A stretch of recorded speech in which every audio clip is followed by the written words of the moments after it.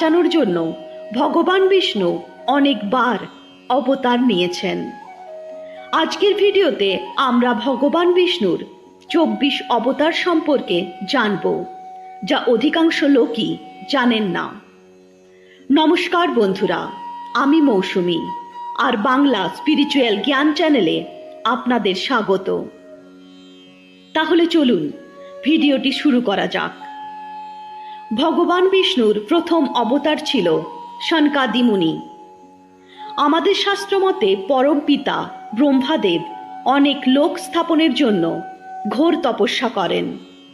তার তপস্যায় প্রসন্ন হয়ে ভগবান বিষ্ণু সনক, সনন্দন, সনাতন ও সনত কুমার নামে 4 মুনিরূপে অবতার নেন।